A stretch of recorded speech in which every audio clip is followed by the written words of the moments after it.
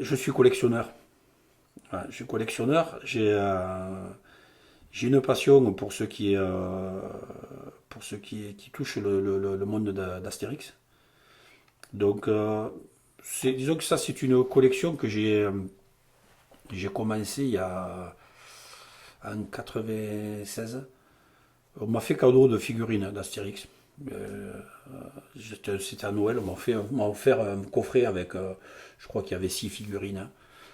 Et, euh, et puis j'ai commencé à chercher des figurines qui complétaient cette série.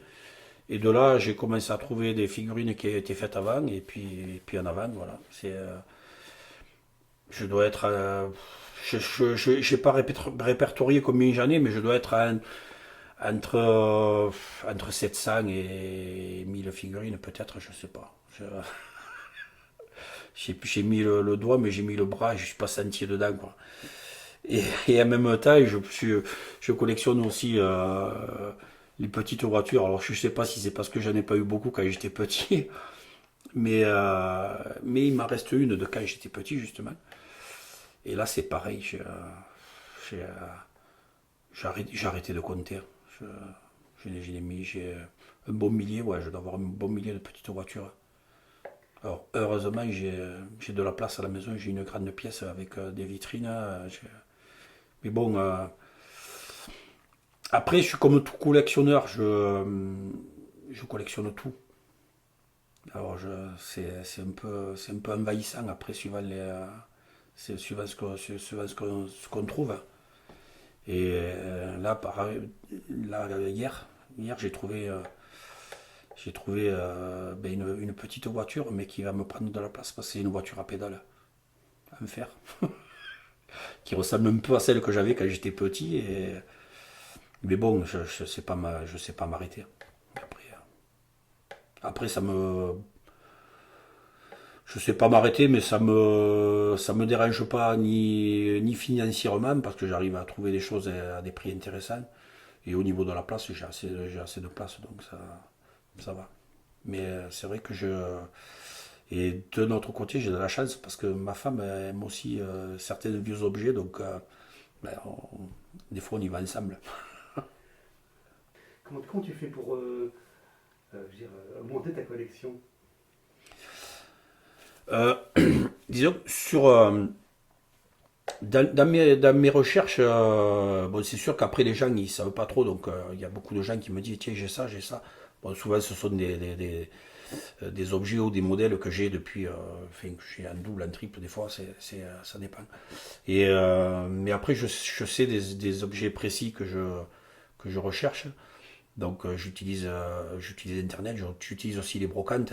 Je vais enfin, sur les marchés aux puces. Et puis bon, souvent ce sont des fois là je vois récemment, il n'y a pas très longtemps, je me suis mis à chercher des pavois de joute. Enfin des pavois d'honneur. Donc j'ai eu la chance de trouver 3 pavois anciens sur Metz, dont le plus vieux était de 1889. Et il n'y a pas très longtemps, par hasard, je suis tombé sur quelqu'un qui avait acheté un pavois d'enfant. Alors, en recoupant, on est arrivé à le dater de 1920 à peu près. Un tout petit pavois d'enfant. Mais là, c'est pareil, c'est le collectionneur. Je suis parti sur un truc de nouveau. Voilà, j'essaye de remonter l'histoire des joutes à Metz, hein. Donc je récupère beaucoup d'articles, de choses comme ça. Je fais beaucoup de recherches sur Internet. Et puis bon, des fois, ben, on croise justement un objet qui arrive sur le côté, et voilà, ça y est, je le prends. Et, et voilà, j'ai mis le doigt dedans et maintenant, c'est pareil, ça fait partie de mes collections, ça aussi. Ça s'arrête jamais. Disons qu'il y a une période, hein, comme j'étais élu à la Ligue de joute, j'ai été élu aussi à la fédération. Et le président de la fédération, c'était Louis Nicolin. Et donc j'ai côtoyé Nicolin pendant 16 ans. Et j'ai surtout vu son musée. Et j'ai eu cette chance où il m'a. Et j'ai trouvé des objets pour lui. Et donc, on échangeait beaucoup. On échangeait beaucoup. Et j'avais ce privilège de pouvoir accéder à son musée quand je le souhaitais. Puis surtout à toutes ses collections. Parce il a des collections, on entend beaucoup parler de ses maillots de foot, tout ça. Et il a un musée du sport, donc il touche tous les sports. Mais aussi, il a un musée des jouets. Et c'était, je me rappelle au tout début, quand je les côtoyais, on n'était pas loin de la Noël, et Christian, qui s'occupe de ses collections, me montrait, il faisait comme les enfants, il avait les catalogues de jouets, et il cochait tout ce qu'il voulait dessus. Donc il allait, il achetait tous les jouets qui sortaient, alors, des jouets anciens, des jouets moins anciens, des jouets qui allaient devenir anciens plus tard. Voilà, c'est ce qui. Et, et ça m'a un peu plus amené dans le fait d'aller sur les puces, sur les brocantes. Et même aujourd'hui, où malheureusement, comme il est décédé, il y a plus rien qui rentre. Ses enfants n'ont pas continué le fait d'apporter encore des choses dans les musées. Souvent, sur des brocantes, je vois des choses, je me dis, tiens, ça, il aurait aimé ça. Enfin, ça. Et ça m'est arrivé que pour certaines choses, c'est moi qui les ai achetées pour moi, quoi. Mais après, je me pose pas de questions sur ça. Je me fais plaisir. Ton premier souvenir de collection, de collectionneur, il remonte à quand, à ton avis? Ça ne veut pas dire forcément le tien. La première fois que tu as rencontré un collectionneur. Euh, les collectionneurs, ben disons que j'ai collectionné aussi les cartes postales. Et sur Metz, hein, je précise. Et donc j'avais mon voisin qui était Alain Cambon, qui a une énorme collection de cartes postales. D'ailleurs, on avait créé le cercle des cartophiles ensemble. Et il a une collection qui est énorme. Et en même temps, c'est lui qui avait récupéré tout le, tout le stock de l'imprimerie Bess quand elle a fermé à Metz, en sachant que l'imprimerie Bess imprimait tout ce qui était carte postale sur Metz, mais aussi tout ce qui était affiches, tout ça. Donc il a des pièces qui sont absolument magnifiques, quoi. Qui font partie de l'histoire de Metz.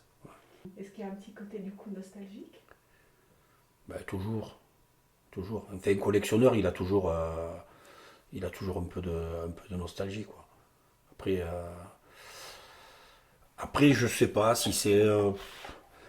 Il y a des choses. Enfin, après, moi, je vois. Il y a pas que la collection. Après, j'aime des objets anciens. Il y a des choses que j'aime pas voir jetées, là. Je trouve dommage, hein, qu'on détruise des objets comme ça qui font partie de notre histoire. Après, voilà, après, il y a un peu tout, le collectionneur, celui qui aime l'histoire de sa ville et tout. Euh, Quand on cherche, par exemple, les barques en bois à Metz, il n'y en a plus. Ça fait partie de notre histoire. Ce port ou l'autre, les deux ports ont été pleins de barques, et il n'y en a plus. C'est, et on est plus capable là-dessus de montrer aux générations qui arrivent comment c'était avant, quoi. À part sur des photos ou sur des films anciens, quoi. Alors qu'on aurait pu faire une sauvegarde de ce patrimoine-là, quoi. Et là, peut-être que sur ce côté patrimoine, ça vient aussi un peu de mon père qui s'occupait à ce moment-là de la fête du patrimoine. Lui, il avait ses charrettes, ses chevaux, et on a toujours ces charrettes, hein. Et ça fait partie ça fait partie de l'histoire. Et malheureusement, on n'a pas. C'est ce qui manque un peu à Metz. C'est un musée où on retrouve tout ce patrimoine. Et c'est peut-être quelque chose qui serait à faire sur Metz. Bon, après, c'est sûr qu'au niveau, il faut avoir de la place, hein. Si on doit mettre des bateaux, si on doit mettre des choses comme ça, on a la chance d'avoir à Bouzigues le musée de l'étang, où encore les gens peuvent voir ce que c'est une arceillère ou ces outils qu'on utilisait avant qui sont plus utilisés du tout. Et je pense que c'est fin. Après, voilà, je parle, peut-être que les générations suivantes ne seront pas intéressées par ça. Peut-être moi je suis intéressé parce que je l'ai connu un petit peu. Je sais pas. Mais je pense que c'est, dans le doute, il vaut mieux avoir sauvegardé tous ces objets, quoi.